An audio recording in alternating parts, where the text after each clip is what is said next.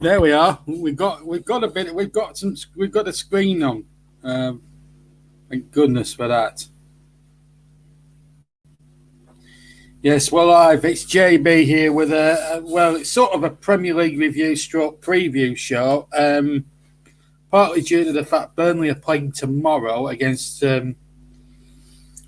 West Ham, but the main story really is the game between Manchester United and Liverpool today, which was scheduled for 4:30 in the afternoon. I'm afraid to say has been cancelled or postponed in this case due to crowd disturbances. And you guys, at the end of during this 20-minute broadcast, later on we'll preview West Ham tomorrow. But first of all, for the first sort of 5 or 10 minutes of the show, I want to just concentrate on this particular what's been going on today. Manchester United and Liverpool has been postponed due to crowd disturbances, and we'll try and get people's opinions on this because obviously it's due to certain sections of Manchester United supporters that have caused this. They stormed apparently into Old Trafford. Basically, it's to do with the Super League, protests against the owners and that sort of thing. And that's what it's been basically aimed at. And it's, how can I put it? It's quite a bit frustrating really when you think about it, because I think everybody in the world wanted to see the game today, and obviously for obvious reasons it's not going to go ahead. They will find another date for it, but apparently there's been protests outside Old Trafford. In fact, several hundred supporters actually stormed into Old Trafford. They actually stormed into the stadium, which, to be perfectly frank with you, didn't look very good to watch on TV. Excuse me. So let's just get the full briefing of this. Don't forget, if you're watching on the stream, Tottenham are actually still winning 4-0 at Sheffield United. Up to Sheffield United as things stand. Even though we've got that down as a result here. But I seem to be but it's 4-0 anyway. So this is what's happened. I'll quote this word for word from the BBC website. Manchester United's Premier League game against Liverpool was postponed after about 200 fans had broken into Old Trafford to protest against the Glazer family's ownership of the club. The game was scheduled to kick off at 4:30 British, obviously UK time today. Premier League have come out and said it's a collective decision from both police, both clubs, the Premier League and the local authorities. Police have also said that 2 officers have been injured during the protest. Now, it's not the first time, apparently, a match has been postponed because of brand protests. And these follow the United's decision, along with the 5 other the other 5, Manchester City, Liverpool, Tottenham Hotspur, Arsenal, I think the other one, and Chelsea, to break away. But obviously they all pulled out afterwards, having done a U-turn. Now, apparently, supporters aren't allowed into grounds because of the COVID-19 stuff. But somehow they got onto the pitch to protest. There were some that made it back on there, but obviously for safety reasons, it has to be called away. Had to be called off. Now, my opinion is, I'm with the supporters on this one, because obviously, if you're a fan of a football team, obviously you want to, and you don't like the owner. I mean, the United fans haven't liked the Glazers for a long, long time, the United fans, and one can understand it. But I mean, there are nutcases about that probably take the protesting a bit too far, and as a result, it's cancelled the match today, which is very disappointing, really, because the whole world wanted to watch this game. I wanted to watch the match because it had a lot riding on it. Manchester City were, of course, interested parties, because if United failed to win today, City would have been champions. So they've sort of been denied that chance, Manchester City, to be, to win the championship today, which I think is a bit sad when you think about it. But having said that, I understand the supporters of all the big six clubs. There's been protests at Arsenal, at Liverpool. Most of the big six clubs, they protest. I think there was protests at Chelsea as well.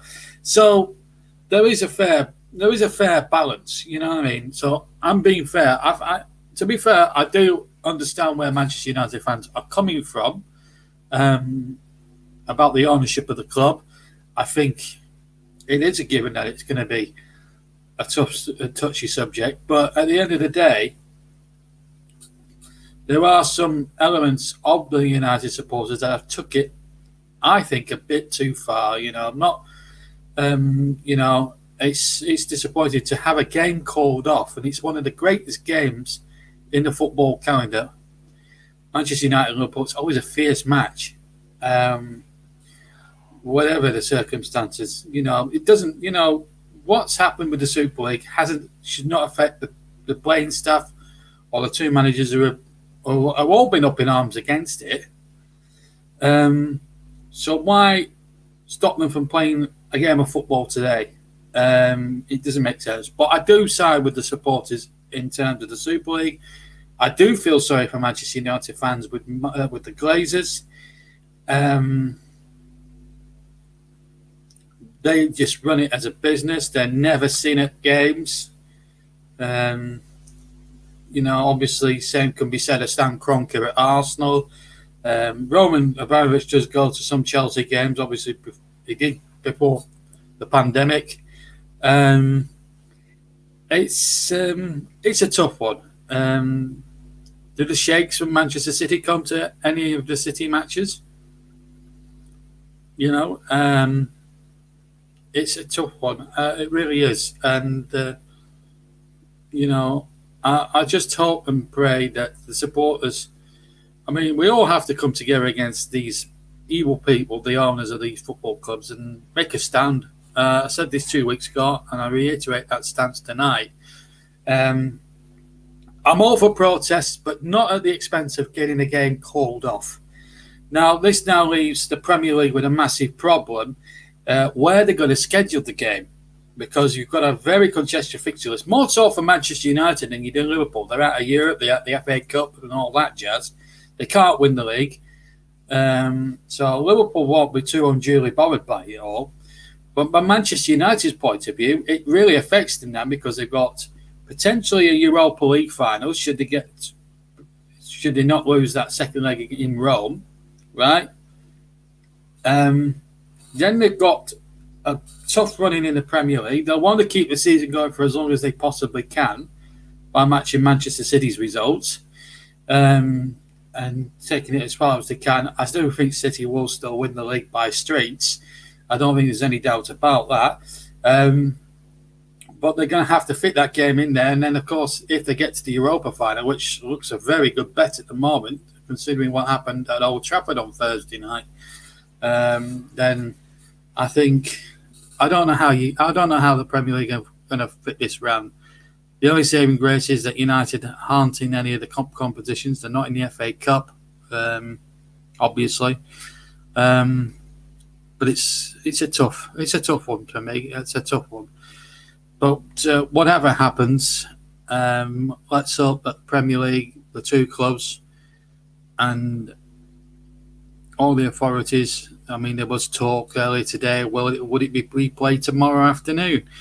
I'm not so sure, to be quite honest with you. I think it'll be played maybe in the next couple of weeks. That's my opinion of it. But the scenes were disgraceful, and in the middle of a pandemic, I understand fans need to protest and get their point across to the Glazers, because obviously the club has been run very badly for the last sort of few years. More so since Alex Ferguson left the club. But Well, we're still at the end of the day, though, we're still in the middle of a pandemic. Well, we're coming out of lockdown slowly away, and those 300 or so United fans have not have not covered themselves in glorious regards the health side of things at the moment. We're still coming out of lockdown, and let's hope that hasn't jeopardised the roadmap for the government, because we're all due to, on the 17th of May, they're due to get restrictions further releases from further restrictions. They're thinking of opening the pubs again indoors. Let's hope that doesn't destroy that opportunity. And then come June the 17th, we have our freedom back. So let's hope that hasn't ruined any possibility of that happening. But that's my opinion on the situation. So we're going to move from that to a very big game for Burnley tomorrow, because we have got Burnley against West Ham tomorrow. We kick off. It's a 8:15 kickoff. It's actually live on football commentary. I won't be covering the game because I'll be watching it with family. But if you want to listen to the match, you can join Russ Vernon, who will be commentating on the match for football commentary live, and it will also be live on Periscope, Twitter, and on Russ's YouTube channel as well.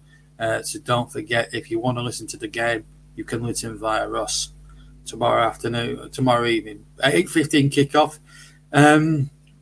West Ham going for the Champions League. They're 6 points off Chelsea at the moment, with Chelsea winning. This is their chance now to close the gap. But Burnley will want the points as well, just the same, to make sure that we don't end up catching. Now, from a Burnley fan's point of view, I think we need the 3 points. Not as desperately as you'd think, because, a point would be enough tomorrow just to make sure. I'm not bothered how we do it. The point of the matter is, I don't want us to lose the match tomorrow. I'll take a draw. I'll take 3 points if they're offered, but we cannot afford to lose this game anyway. I know Fulham have lost, and it's going to take 3, maybe 4 wins. They have to win, I think, the last 4 to suck us in. I can't see it personally, but I want us to take care of business 3 or 4 weeks before the season ends, and then we can because we've got Leeds to come. We've got Liverpool coming up, and then we've got, don't forget, we've got Fulham away as well. There'll be nothing riding. Hopefully, we'll have nothing riding on that as well. And then we've got Sheffield United away in the last game of the season, which will be probably a dead rubber anyway, because Sheffield United's fate was sealed. They lost 4-0 again tonight. So that's that. But this is a big. If we can get something tomorrow, then I'll be happy. I don't care if it's a draw. I don't care if it's a victory. One of the two will do. A defeat is not really an option.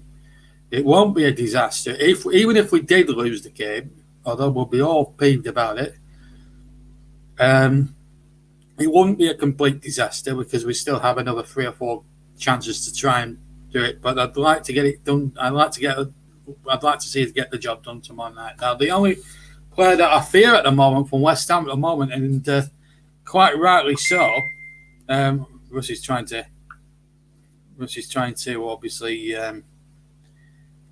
text me there. I'll talk to him when I come off air in a minute. The only player I fear for West Ham at the moment, and he's in good form. He scored, I think, 9 or 10 goals since joining on loan from Manchester United. Jesse Lingard. He's a player that I would honestly fear rather, because I think he's a very good player. I think he's a top. He's still a good. He's still a good quality player. He's had a bad time at Old Trafford. He hasn't had the games under Solskjaer that he would have liked, but he does possess still a good finishing ability, and he's got a chance to get in the England side as well for the Euros in the summer. So there's that incentive for him tomorrow, and I think we've got to watch him like a hawk tomorrow. Having said that, though, last week we'll touch on our performance a week ago against Wolves. That was the best performance of the season. So we're going into this game very confident. Wood's hat-trick was a superb one. He should have had a 4th, but was disallowed by about half an arm for offside. It was a good job we were 3-0 up, because I tell you what, if it was like 1-1 or 2-1 down or something like that, and that decision went against us, I would have been fuming. And then Westwood added a fourth, and we were just ruthless. But tomorrow, this game is a completely different kettle of fish. But we're at home. We haven't done as well as at home as I would have liked. There are obviously reasons as to why. Statistically, all round, home wins have been very hard to come by in the Premier League this year because of the non-crowds. It's been very difficult. But we've won a few away games, and we've won games away from home, Burnley, that you wouldn't have expected us to win. You wouldn't have expected us to win at the Emirates. You wouldn't have expected us to win at Anfield or at Goodison Park and all that. So when you look back at the season, it's been quite a mixed bag, really. We had an horrendous start. Then we picked it up towards Christmas. Then we had a little bit of a break, and then we picked it up again. We've taken so many points since Christmas. But I think if we can get another point, get to 37, I think that should do it. I think Fulham have blown another chance yesterday, so losing 2-0, which I'm quite pleased about. So thank you, Chelsea. You did us a big favour yesterday. But this really is a big game. If we can get 3 points, then that's it. We're safe. We're mathematically safe. And Fulham can't catch us. So we need to keep Jesse Lingard quiet, I feel, tomorrow. And if we can do that, that would be amazing. And then obviously if Wood and Vidra can get that understanding back again, get McNeil and Goodmanson if they start down the flanks and just cause West Ham problems.